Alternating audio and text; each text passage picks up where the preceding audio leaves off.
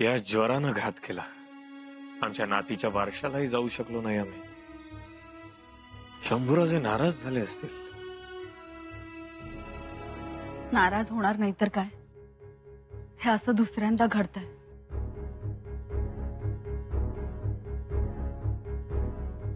आम्ही समजूत काढू शंभूराजेंची. पण राणी साहेब, काय नाव ठेवलं असेल? तुम्हाला काही समजलंय? काय ठेवलं असेल सांगा तुम्हीच. भाऊसाहेबांचं नाव ठेवलं असेल. नाही. मग भवानी. महाराज तुम्ही तर लगेचच ओळखलात. शंभूराजांच्या आणि आमच्या मनात काही वेगळं असूच शकत नाही. भवानी. छान. शंभूराजांना आणि सोनबाईंना गडावर बोलावून घ्या. एवढ्यात? काही शंका आहे का मनात तुमच्या? कसली शंका? मागे शंभूराजाने कलशाभिषेक केला होता. त्याबद्दलच्या अनेक कथा, दंतकथा 12 मावळात फिरतायत की तुम्हाला मारण्यासाठी कलशाभिषेक केला म्हणून. राणी साहेब, देवीची पूजा घालून कोणी मरतं का? हा, पण याचा अर्थ एकच. आपल्या शंभूराजांना पाण्यात बघणारे आणि आमच्या नजरेतून ते कसे उतरतील हे बघणारे जोमानं काम करतायत. चिंता नसावी. आम्ही समजलो. शंभूराजांचा महाल तयार ठेवण्याची सूचना देतो आम्ही.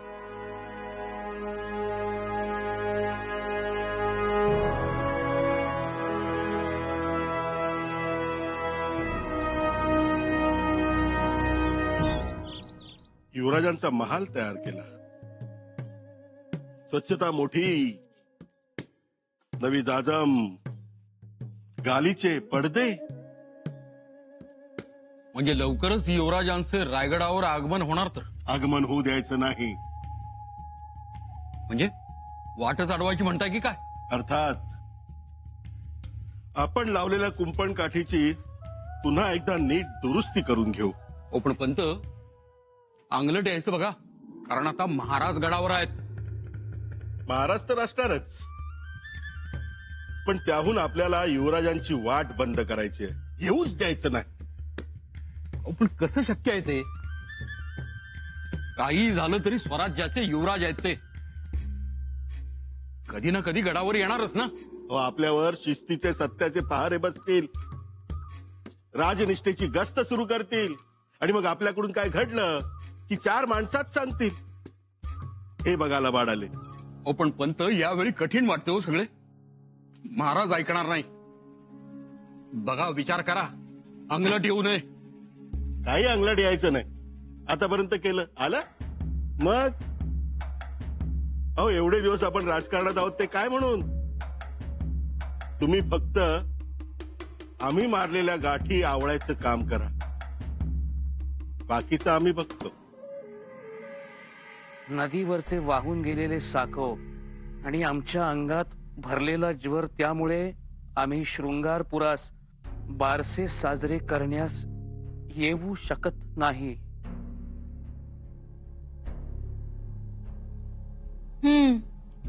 अजून नाराजी केली नाहीये तर कशी जाईल? अगोदर आबासाहेबांनी भेटीला येऊ नका म्हणून खलिता पाठवला आणि आता बारशाला येतो सांगूनही आले नाही. काय चुकलंय, कुठं बिनसलंय, काही कळायला मार्ग नाही. युवराज, अहो, जिंजी तंजावर पर्यंत विस्तारलेल्या स्वराज्याचे तुम्ही युवराज आहात. अशा लहान सहान गोष्टींकडे नका लक्ष देऊ. पण आमचा हिरमोड झालेला दिसत नाही तुम्हाला? युवराज, अहो, आबासाहेब आजारी झाले, मग त्यांनी तरी काय करावं त्याला? आणि ज्वर असताना सुद्धा निघाले होते. खबरगीर सांगत होता ना आपल्याला. मान्य आहे येसू, सगळं मान्य आहे आम्हाला. हे सगळं आमच्याच बाबतीत का घडावं? आम्ही सुद्धा तेच म्हणतोय तुम्हाला. नका विचार कर. युवराज, एक सांगू, आता आबासाहेब आम्हाला इथे शृंगारपुरी जास्त दिवस ठेवणार नाहीत. रायगडी बोलावतील. आता तयारी करायला पाहिजे. तसं झालं तर चांगलंच आहे. आम्हाला शृंगारपुरात राहून राहून कंटाळा आला येस. आता आम्हाला रायगड खुणावतोय, आबासाहेबांची पावलं खुणावत आहे. आमच्या लेकीचा पायगुण चांगला आहे. बघा, सगळं तुमच्या मनासारखं होईल. व्हायला पाहिजे येसू, पण होत नाही याचीच काळजी वाटते. येसू, रायगडाचा विरह नाही सहन होत आता आम्हाला. युवराज, बाहेर कोणी गोसावी आल्यात, भेटायचं म्हणतात. आमची कुणालाही भेटायची इच्छा नाही. अहो, असं काय करताय? स्वराज्याचे युवराज आहात तुम्ही. रयतेला भेटायला नकार दिला तर कसं वाटेल ते? आणि आबासाहेबांना कळलं तर त्यांना वाईट वाटेल. जा, बघा कोण आहे ते. कोणी सत्पुरुष विनमुख माघारी जाता कामा नये. जा.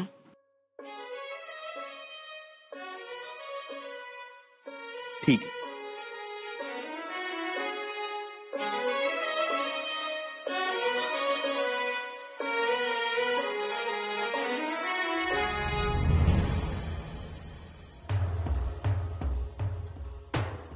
ओम नमो नारायण.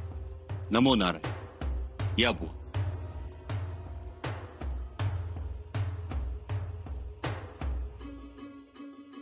बोला. तुमच्याकडून न्याय मिळेल म्हणून आलोय. साताऱ्याजवळील निंब या गावावर.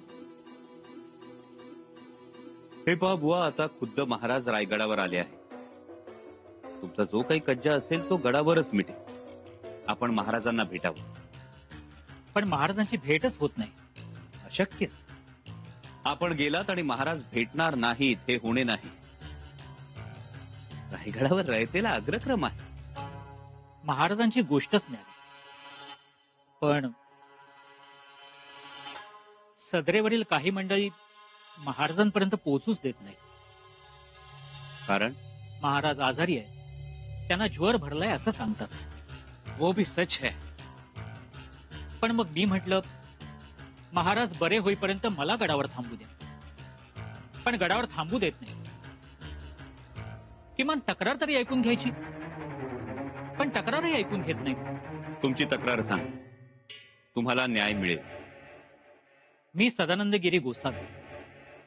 साताऱ्याजवळील निंब या गावी आमचा मठ आहे. महाराजांनी देवाच्या भंडाऱ्यास, अन्नछत्रास आणि श्रींच्या दिवाबत्तीस 240 बिघा जमीन दिली आहे. आलं लक्ष. तुमचा जुना आखाडा. जी युवराज. अडचण सांगा. अडचण तरी कशी सांगावी? स्पष्ट बोला बुवा. अनाजी पंत सुरनिसांनी मठाची जमीन जप्त केली आहे. युवराज, आता आपणच न्याय करावा.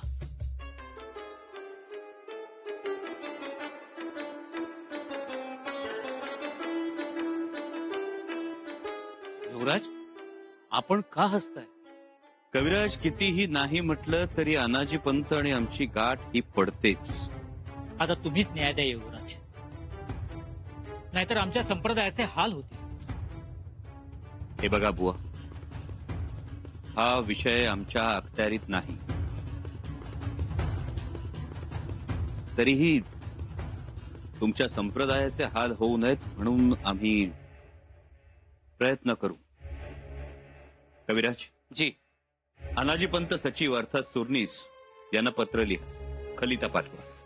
जी युवराज. मजकूर सांगावा. सदानंद गोसावी यांचा निंब येथील इनाम मना केला आहे. चालता केला पाहिजे. सदर मामला आम्हास दखल नाही. आपल्याला उचित वाटेल त्याप्रमाणे पारिपत्य केले पाहिजे. जी युवराज. खूप उपकार झाले युवराज. अलख निरंजन, तुमच्या नावाचाही अलख गाजेल.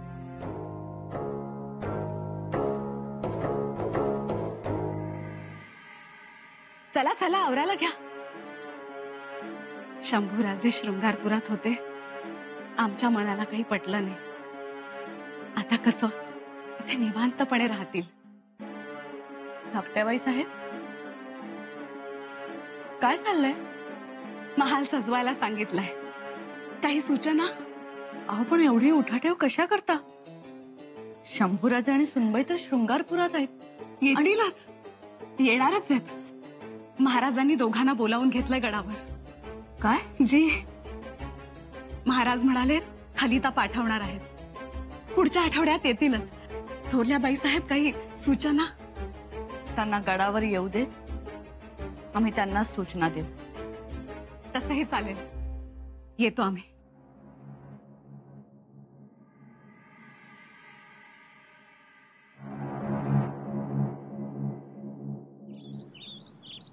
सदानंद गोसावी यांचा निंब येथील इनाम मना केला आहे. चालता केला पाहिजे म्हणता. हा मामला आम्हाला दखल नाही. तुम्हास कळेल ते पारिपत्य केले पाहिजे. तुमचे इनाम बंद केले आहे तसे कळवले आहे, हो ना? जी पंत. मग इथे आपलं काही चालत नाही म्हणून तिथे गेलात. काय झालं?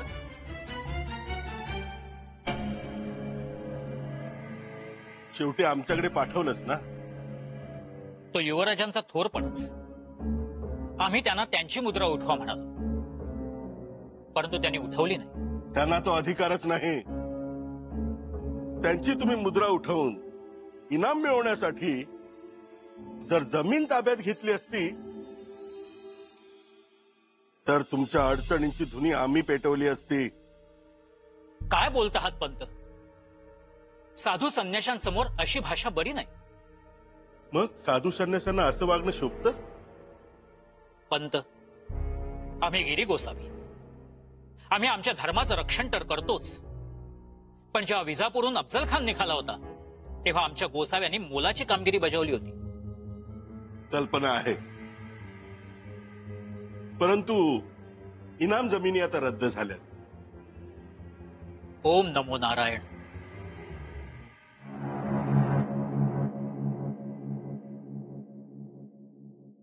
निंब गावातील सदानंद गोसावी बुवा येऊन गेले.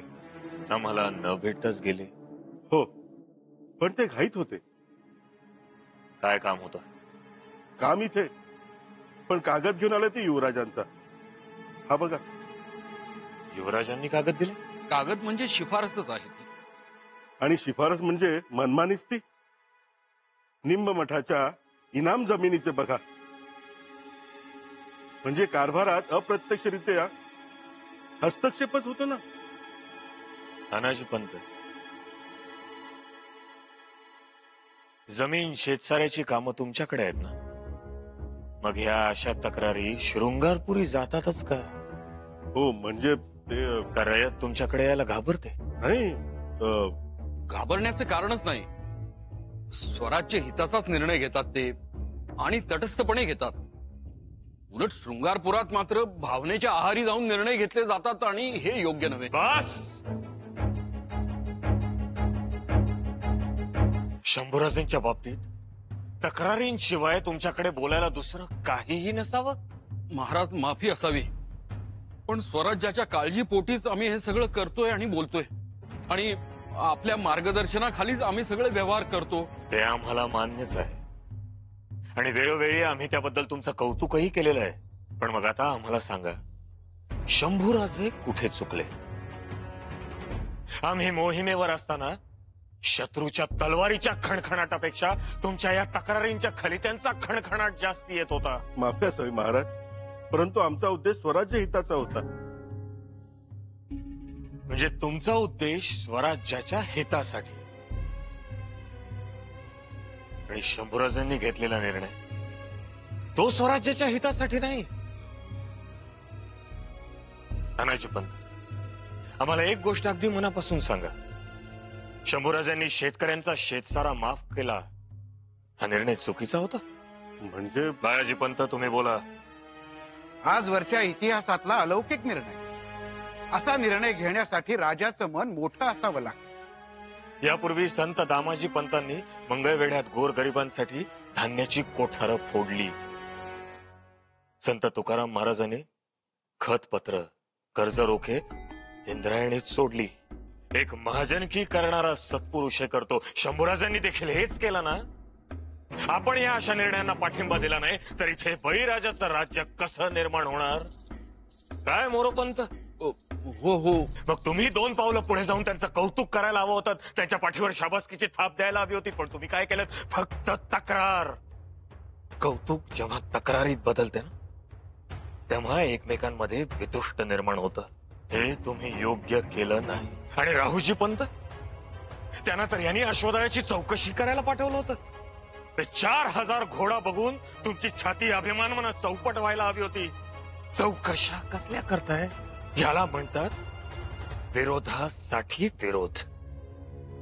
ते करून काय मिळालं बोला. पंत, तुम्ही जर शंभूराजांना असे उठता बसता पाण्यातच बघणार असाल तर रयतेच्या समोर त्यांची काय किंमत राहणार आहे? शंभूराजांनी आखाडे बांधले. एकदा जायचं होतं त्या आखाड्यांमध्ये 2-4 जोर बैठका मारल्या असत्या, पण नाही, तुम्ही पुन्हा तेच केलं. तक्रार. जरा ऐकावं. शंभूराजे आणि दिलेर खान यांची दोस्ती. दिलेर खानाचा हेरही पाहिलात आपण. अनाजी पंत, आपण हेच तर करत आलो आहोत. आपला थेर मुद्दाम दुश्मनाच्या गोटात पाठवायचा, त्याला तो पकडायला लावायचा, तिकडे त्याचा गैरसमज करवायचा. आणि मैत्रीच होती दिलेर खानाशी युवराजांची, तर आज त्यांनी रायगडाच्या तख्तावर बसायला हवं होतं. पण तसं काहीही झालं नाही. परंतु कलशाभिषेक करून घेतला, आपल्या जीवावर उठले ते.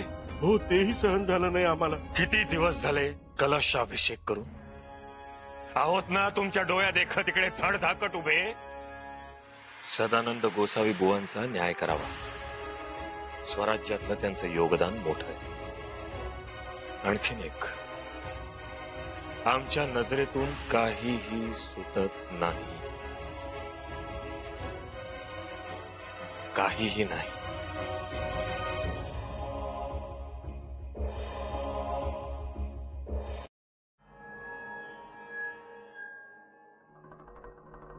माफी असावी महाराज, परंतु तब्येत बरी नसताना आपण सदरेवर कशासाठी गेला होता? काही काम होतं आणि आम्ही आपल्या महाली गेलो होतो जगदीश्वराचा अंगारा घेऊन. घ्या. राणीसाहेब, राजवैद्यांची औषधं, चाटण, मात्रा सगळं कमी पडलं म्हणून आता हे अंगारे आणि धुपारे देखील. राजवैद्यांची औषधं आजारपणावर आहे, परंतु हा आजार वेगळा आहे. हा कलशाभिषेकाचा प्रताप आहे. राणीसाहेब, काय बोलताय तुम्ही? अघोरी तंत्रपूजेमुळे आपल्याला ज्वर आलाय महाराज. तुमचा देखील यावर विश्वास आहे? महाराज, आम्ही स्वतः युवराजांचं रेड्याच्या रक्तानं भिजलेलं धोतर पाहिलंय, स्थापना पाहिलीये भद्रकालीच्या मूर्तीची. ते साधू, ते भस्माचे पट्टे, भीती वाटते आम्हाला महाराज. निदान तुम्ही तरी असं बोलू नका. शौर्याच्या बुलंद पाषाणावर उभ्या आहात तुम्ही.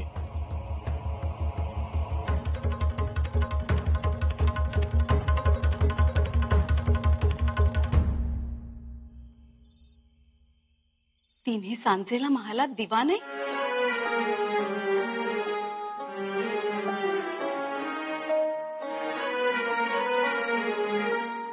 महाराज,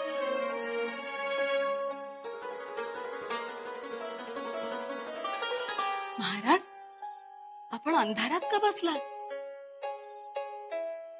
पुढे अंधार आहे. म्हटलं पाहावा थोडा वेळ. काय म्हणाला?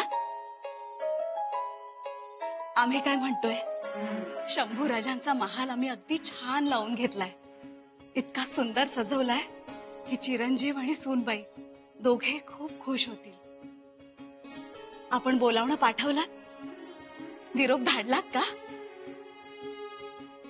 शंभूराजे आणि कारभारी यांच्यातला विस्तव काही जात नाही. सोयरा राणी साहेबांच्या मनात शंभूराजेंविषयी शंकाच आहे. अशा परिस्थितीत शंभूराजेंना गडावर बोलवून घेणं उचित ठरेल. आम्ही काय म्हणतोय, बोलावणं धाडलत का? महाराज, पाठवा ना निरोप तातडीनं. निरोप आम्ही पाठवूच, पण कोणता हे उद्याचा उगवणारा सूर्यच ठरवेल.